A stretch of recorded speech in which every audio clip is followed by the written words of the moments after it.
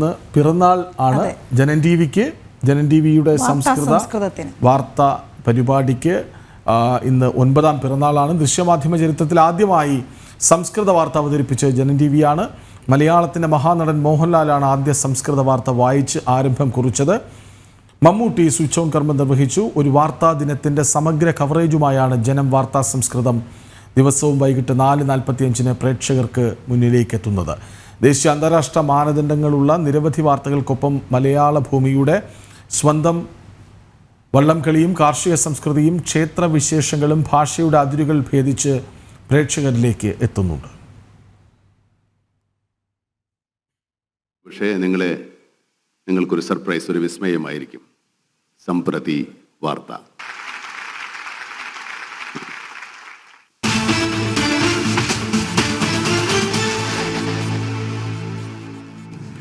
നമസ്തേ. സംപ്രതി ജനം സംസ്കൃതവാർത്താः ശ്രൂയന്താം പ്രവാചകः മോഹൻലാൽ.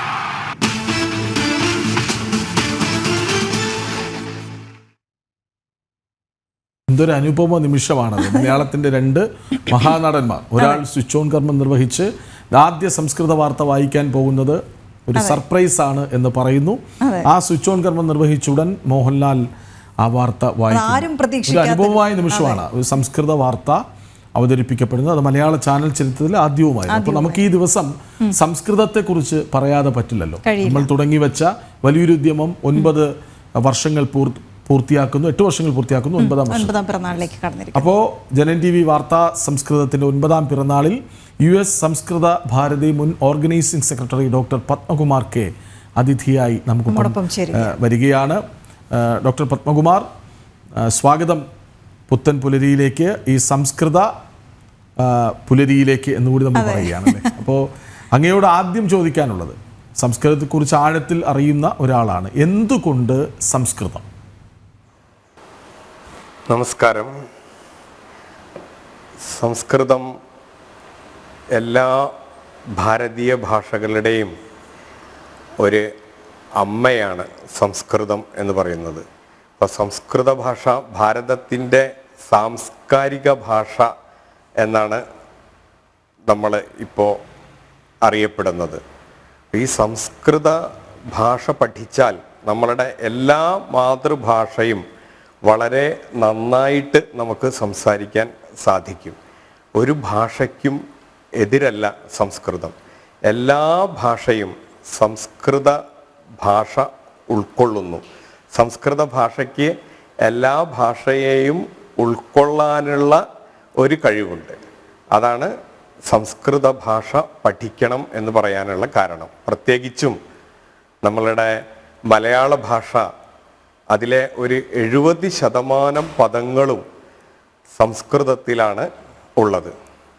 നമ്മളുടെ പ്രസിദ്ധമായ ഒരു വാക്യം തന്നെയുണ്ട്, സംസ്കൃത ഭാഷ തൻ സ്വാഭാവിക ഔജസ്സും സാക്ഷാത് തമിഴിൻ്റെ മാധുര്യവും ഒത്തുചേർന്നുള്ളത് ഒരു ഭാഷയാണെൻ ഭാഷ, മത്താടിക്കൊള്ളുക അഭിമാനമേ നീ. അപ്പോൾ അത്രയും സ്വാധീനം സംസ്കൃത ഭാഷയുടെ നമ്മളുടെ എല്ലാ ഭാഷകളിലും, ഭാരതീയ ഭാഷകളിൽ പ്രത്യേകിച്ചും, ഭാരതീയ ഭാഷകളിൽ മാത്രമല്ല വിദേശ ഭാഷകളിലും എല്ലാ ഭാഷകളിലും നമുക്ക് സംസ്കൃതത്തിൻ്റെ സ്വാധീനം കാണാനായിട്ട് സാധിക്കും. അതുകൊണ്ട് സംസ്കൃതം പഠിക്കുന്നത് നമ്മളുടെ ജ്ഞാനം വർദ്ധിപ്പിക്കാനായിട്ട്, എല്ലാ തരത്തിലും നമ്മളുടെ ജ്ഞാനം വർദ്ധിപ്പിക്കാനായിട്ട് ഉതകുന്നതാണ്. അതാണ് സംസ്കൃതം പഠിക്കണം എന്ന് പറയാനായിട്ട് സംസ്കൃത ഭാരതി എല്ലാവരെയും സംസ്കൃതം പഠിക്കാനും സംസ്കൃതത്തിലേക്ക് കൊണ്ടുവരാനുമായിട്ട് പ്രയത്നിക്കുന്നത്. താങ്കൾ പറഞ്ഞത് ശരിയാണ്. നമ്മൾ ദിവസേന ഉപയോഗിക്കുന്ന വാക്കുകളിൽ പോലും എത്ര കണ്ട് സംസ്കൃത വാക്കുകൾ നമ്മൾ അറിയാതെ കടന്നുകൂടുന്നുണ്ട് എന്നുള്ളതാണ്. അത് മലയാളമായി തന്നെ, കാരണം സംസ്കൃതത്തിൽ നിന്ന് ഉരുത്തിരിഞ്ഞു വരുന്നത് എന്നുള്ളത് കൊണ്ട് തന്നെ ആ വാക്കുകളെല്ലാം നമ്മൾ മലയാളമായി തന്നെ ഉപയോഗിച്ച് പോകുന്ന വാക്കുകളാണ്. അങ്ങനെ എത്ര ഭാഷകൾക്ക് ആ ഒരു ഇപ്പോഴും ഈ സംസ്കൃത വാക്കുകൾ ഉൾപ്പെടുത്തിക്കൊണ്ട് ഉപയോഗിച്ച് പോരുന്നുണ്ട്. അത് ഈ ഭാഷകൾ തമ്മിലുള്ള അന്തരം, ഒരുപക്ഷെ നമുക്ക് മറ്റൊരു സംസ്ഥാനത്ത് പോയി മറ്റൊരു ഭാഷ സംസാരിക്കുന്ന ഒരാളോട് നമ്മൾ നേരിട്ട് സംസാരിക്കുമ്പോൾ പോലും ചില വാക്കുകൾ നമുക്ക് ചില അർത്ഥങ്ങൾ നേരിട്ട് കിട്ടുന്നതിന് അല്ലെങ്കിൽ എന്താണ് സംസാരിക്കുന്നത് എന്നുള്ളത് മനസ്സിലാക്കാൻ ഒരു പക്ഷേ കഴിയുന്നുണ്ട്. അത് അത്ര കണ്ടിങ്ങനെ പടർന്നു കിടക്കുകയല്ലേ ആ വല? തീർച്ചയായിട്ടും ഭാരതത്തിലെ എല്ലാ ഭാഷകളിലും സംസ്കൃതത്തിൻ്റെ സ്വാധീനം നമുക്ക് കാണാൻ സാധിക്കും. എല്ലാ ഭാഷയ്ക്കും, ഭാരതത്തിലെ എല്ലാ ഭാഷയ്ക്കും മാതൃഭാഷയായിട്ട് നിലനിൽക്കാൻ സംസ്കൃതത്തിന് അതിനുള്ള പദസമ്പത്തും അതിനുള്ള കഴിവുമുണ്ട്.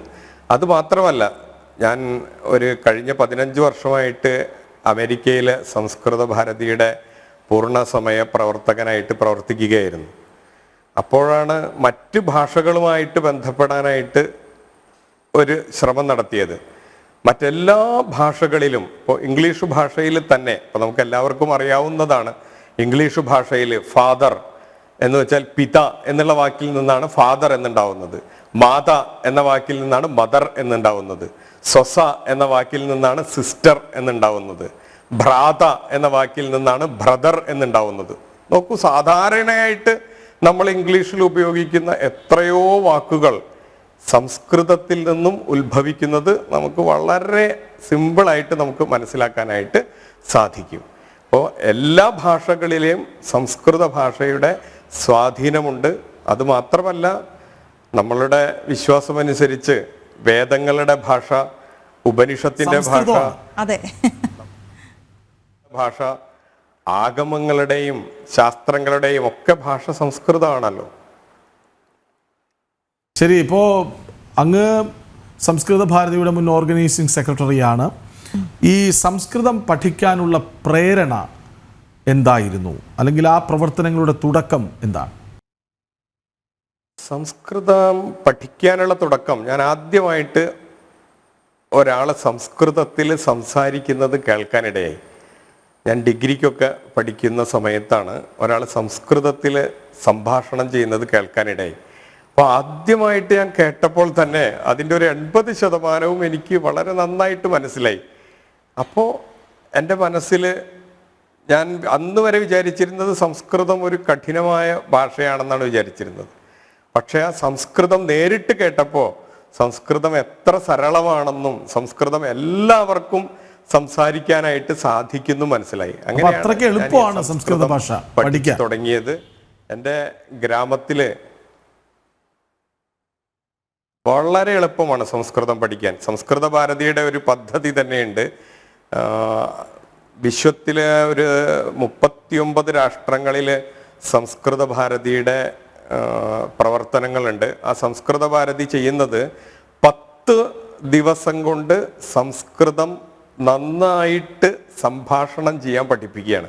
വെറും 10 ദിവസം കൊണ്ട് ഒരു ഭാഷ നമുക്ക് സംസാരിക്കാൻ സാധിക്കും എന്ന് പറയുന്നത് വളരെയധികം അത്ഭുതമല്ലേ. ഈ യൂറോപ്യൻ രാജ്യങ്ങളിലേക്ക് വന്നാലോ അല്ലെങ്കിൽ പാശ്ചാത്യ രാജ്യങ്ങളിലേക്ക് വന്നാലോ ഒക്കെ എങ്ങനെയാണ് സംസ്കൃതം അവിടെയൊക്കെ അഡോപ്റ്റ് ചെയ്യപ്പെടുന്നത്? എങ്ങനെയാണ് അവരതിനെ ഉൾക്കൊള്ളുന്നത്? എങ്ങനെയാണ്, എത്രത്തോളം പ്രചാരം നമുക്ക് അവിടെ കൊണ്ടുവരാൻ കഴിഞ്ഞിട്ടുണ്ട്? നമ്മളുടെ, ഞാൻ പറഞ്ഞല്ലോ, ഒരു 39 രാഷ്ട്രങ്ങളിൽ ഈ സംസ്കൃത ഭാരതിയുടെ ഈ പ്രവർത്തനം നടക്കുന്നുണ്ട്. അത് കൂടാതെ നമ്മളിപ്പോൾ വിദേശ രാഷ്ട്രം, പ്രത്യേകിച്ച് ഇപ്പോൾ അമേരിക്ക, ന്യൂസിലൻഡ്, നമ്മളുടെ ഗൾഫ് രാഷ്ട്രങ്ങൾ, അതുപോലെ പാരീസ്, ജർമ്മനി, ഈ രാജ്യങ്ങളിലെല്ലാം സ്ഥിരമായിട്ട് സംസ്കൃതം പഠിക്കാനുള്ള സംവിധാനങ്ങളുണ്ട്. ഇപ്പോൾ ആയുർവേദം, പിന്നെ യോഗ, തന്ത്രശാസ്ത്രം, ഈ 3 ശാസ്ത്രങ്ങളിലേക്കും ജനങ്ങൾക്ക് വളരെയധികം താല്പര്യം ഉണ്ടാകുന്നുണ്ട്. അപ്പം അതിൻ്റെ ശരിയായ വശം, ഇപ്പോൾ തന്ത്രശാസ്ത്രമെല്ലാം ശരിയായിട്ട് പഠിക്കണം എന്നുണ്ടെങ്കിൽ നമ്മൾ സംസ്കൃതം പഠിച്ചാൽ മാത്രമേ അതിന് സാധിക്കുള്ളൂ. അപ്പോൾ അതുകൊണ്ട് ഒരുപാട് പേര്, ഇപ്പോൾ പതഞ്ജലിയുടെ യോഗസൂത്രം, ഇഷ്ടം പോലെ യോഗ സ്റ്റുഡിയോ ആണ്. ഇപ്പോൾ അമേരിക്കയിൽ മുഴുവൻ ഞാൻ 37 രാജ്യങ്ങളിൽ, അമേരിക്കയിലെ 37 രാജ്യങ്ങളിൽ സഞ്ചരിച്ചിട്ടുണ്ട്. അപ്പോൾ ഈ 37 രാജ്യങ്ങളിലും സംസ്കൃത ഭാരതിയുടെ ഒരു പ്രവർത്തനം വളരെ നന്നായിട്ട് നടക്കുന്നുണ്ട്. എല്ലാ ആഴ്ചകളിലും സംസ്കൃത ക്ലാസ്സുകൾ നടക്കുന്നുണ്ട്. പ്രത്യേകിച്ചും അവിടുത്തെ ബാലന്മാർക്ക് പഠിക്കാനായിട്ട് ബാലകേന്ദ്രങ്ങളും, പിന്നെ യുവാക്കൾക്ക് പഠിക്കാനായിട്ട് സാഫിൾ എന്നൊരു program, Sanskrit as a foreign language എന്ന് പറഞ്ഞ ഒരു ഒരു പദ്ധതിയിലൂടെ യുവാക്കൾ, ഒരു 1000-ൽ പരം യുവാക്കൾ ഇപ്പോഴും സംസ്കൃതം പഠിച്ചുകൊണ്ടിരിക്കുന്നുണ്ട്. പിന്നെ പ്രൗഢ ജനങ്ങൾക്ക് പഠിക്കാൻ വേണ്ടിയിട്ട് ഇവിടെ നടക്കുന്ന അതേപോലെ സംസ്കൃത ഭാരതിയുടെ ശിബിരങ്ങളും പിന്നെ ആഴ്ചയിലെ സാപ്താഹിക മേളനം എന്ന് പറയും, ആഴ്ചയിലെ ക്ലാസ്സുകളും വിദേശത്ത് വളരെ ഭംഗിയായിട്ട് നടക്കുന്നുണ്ട്. ലക്ഷക്കണക്കിന് ആളുകൾ, അമേരിക്കയിലെ കാര്യം എനിക്ക് വളരെ നന്നായി അറിയാം, ലക്ഷക്കണക്കിന് ആളുകൾ സംസ്കൃതത്തിൽ വളരെ സരളമായിട്ട് സംസാരിക്കാൻ സാധിക്കുന്നവർ അമേരിക്കയിലുണ്ട്. ഇവരെല്ലാം സംസ്കൃത അധ്യാപകരല്ല, ഇവരെല്ലാം ജീവിതത്തിൻ്റെ വൃത്തി നിർവഹണത്തിന് വേണ്ടിയിട്ട് അവരെല്ലാം വേറെ വേറെ ജോലികൾ ചെയ്യുന്നവരാണ്. കമ്പ്യൂട്ടർ എഞ്ചിനീയർമാരുണ്ട്, ഡോക്ടർമാരുണ്ട്, അതുപോലെ ജീവിതത്തിൽ പല കാര്യങ്ങളിലും വ്യാപൃതരായവർ അവരുടെ ഒരു മനഃശാന്തിക്ക് വേണ്ടിയിട്ട്, സന്തോഷത്തിന് വേണ്ടിയിട്ട് അവരെല്ലാവരും സംസ്കൃതം പഠിക്കുന്നുണ്ട്. ഇപ്പോൾ വിദേശത്ത് പൊതുവെ ഗൾഫ് രാഷ്ട്രങ്ങളിൽ പോലും ഇഷ്ടം പോലെ പേര് സംസ്കൃതം പഠിക്കുന്നുണ്ട്. സംസ്കൃതത്തിന് വിദേശത്തൊക്കെ നല്ല പ്രാധാന്യമുണ്ട്. ഡോക്ടർ പത്മകുമാർ, അങ്ങ് നേരത്തെ പറഞ്ഞല്ലോ ഈ സംസ്കൃതം പഠിക്കാൻ എളുപ്പമാണ്, 10 ദിവസത്തെ പദ്ധതി ഉണ്ട് എന്നൊക്കെ. അപ്പോൾ എൻ്റെ മനസ്സിൽ വന്ന ഒരു ചോദ്യം ഒരു പ്രേക്ഷകൻ ചോദിച്ചിട്ടുണ്ട്, അത് അങ്ങയോട് പങ്കുവയ്ക്കാം. ജനൻ ടീമിനോട് ഒരു അഭ്യർത്ഥന, സംസ്കൃത ക്ലാസ് 5 മിനിറ്റ് ജനൻ ടി വിയിൽ ഉൾപ്പെടുത്തിയാൽ നല്ലതായിരുന്നു എന്ന് പറയുന്നുണ്ട്. ഇപ്പോൾ സംസ്കൃത വാർത്ത ആദ്യമായി മലയാളികൾക്ക് മലയാള ചാനൽ ചരിത്രത്തിന് അവതരിപ്പിച്ചത് ജനൻ ടി വിയാണ്. അതിങ്ങനെ എല്ലാ ദിവസവും വൈകുന്നേരം 4:45 മുതൽ 5 മിനിറ്റ് വരെ 15 മിനിറ്റ് നേരം ഒരു ആകെത്തുകയായി, വാർത്തകളുടെ ആകെത്തുകയായി അവതരിപ്പിക്കുന്നുണ്ട്. അപ്പോൾ ഞങ്ങൾ സംസ്കൃതത്തോട് ചേർന്ന് നിൽക്കുന്നവരാണ്, അങ്ങ് ഞങ്ങൾക്കൊപ്പം നിൽക്കുമോ? തീർച്ചയായും നമുക്ക് ജനൻ ടി വിയിലൂടെ സംസ്കൃത സംഭാഷണം അല്ലെങ്കിൽ സംസ്കൃതത്തിൻ്റെ ഇപ്പോൾ ഭഗവത്ഗീത, അതുപോലെ ഏതെങ്കിലും ഗ്രന്ഥങ്ങൾ, ഭാഗവതം, ഏത് ഗ്രന്ഥം എടുത്തിട്ടും നമുക്ക് സംസ്കൃത ക്ലാസ് ജനം ടി വിയിലൂടെ നമുക്ക് ജനങ്ങളിലേക്ക് എത്തിക്കാനായിട്ട് സാധിക്കും.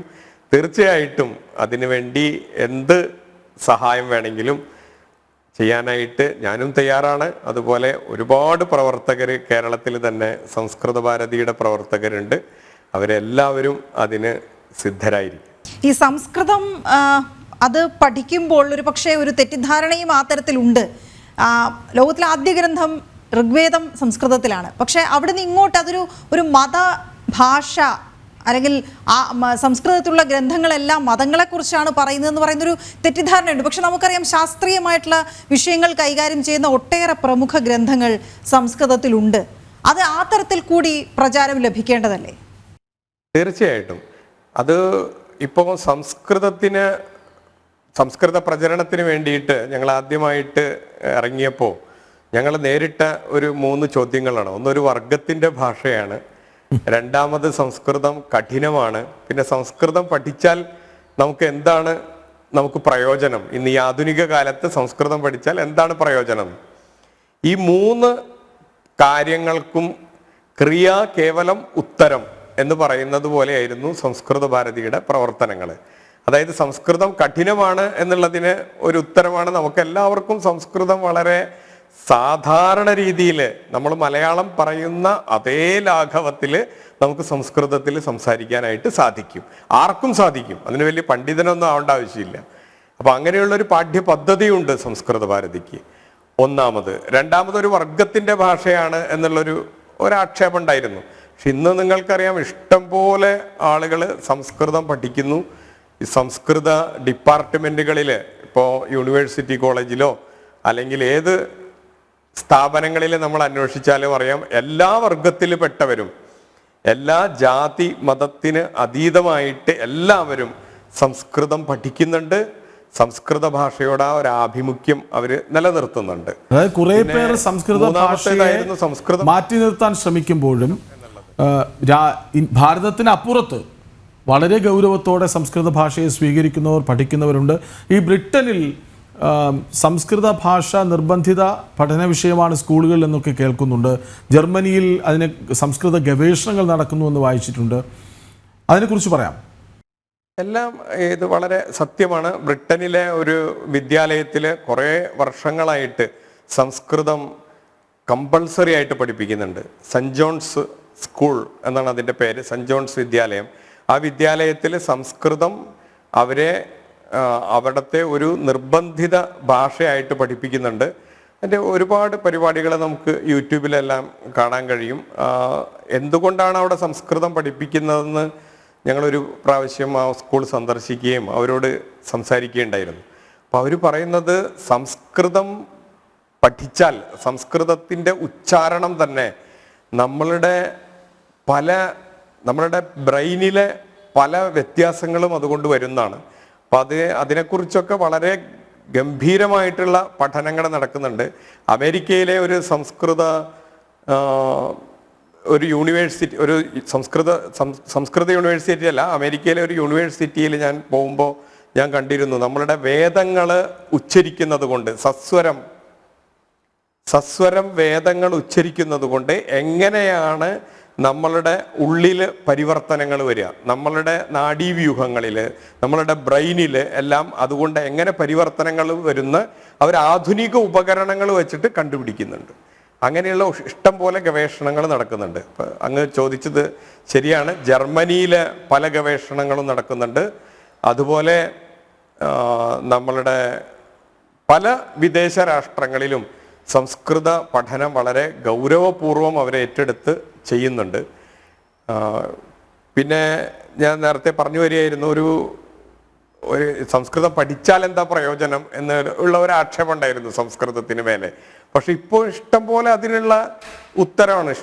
നന്നായിട്ട് സംസ്കൃതം അറിയാമെന്നുണ്ടെങ്കിൽ, നല്ല രീതിയിൽ സംസ്കൃതം സംസാരിക്കാൻ അറിയാം, സംസ്കൃത ഭാഷ അറിയാമെന്നുണ്ടെങ്കിൽ ഇഷ്ടം പോലെ സ്ഥലങ്ങളിൽ ഇന്ത്യയിലും പുറത്തും നമുക്ക് ഉദ്യോഗത്തിനുള്ള അവസരങ്ങളും ഇഷ്ടം പോലെയുണ്ട്. അതേസമയം നമുക്കിതിൽ ലഭ്യമായിട്ടുള്ള പുരാതന പല ഗ്രന്ഥങ്ങളും, അത് ഈ ആയുർവേദ ഗ്രന്ഥങ്ങളായിക്കോട്ടെ, അല്ലെങ്കിൽ ഞങ്ങൾ നേരത്തെ സൂചിപ്പിച്ചതുപോലെ ഈ ശാസ്ത്രീയമായ കാര്യങ്ങൾ വിശദീകരിക്കുന്ന ഗ്രന്ഥങ്ങളായിക്കോട്ടെ, ഇതൊക്കെ ഒരുപക്ഷെ വളരെ പഴക്കം ചെന്നവയാണ്. അതിനെയൊക്കെ നമ്മൾ സംരക്ഷിക്കേണ്ടതുണ്ട്. അതിനേക്കാൾ ഉപരി കുറച്ചുകൂടി ജനകീയമാക്കേണ്ടതുണ്ട്. അതിനെന്തൊക്കെയാണ് നമുക്ക് ഒരു പ്രവർത്തനങ്ങളായി മുന്നോട്ട് വയ്ക്കാൻ കഴിയുക?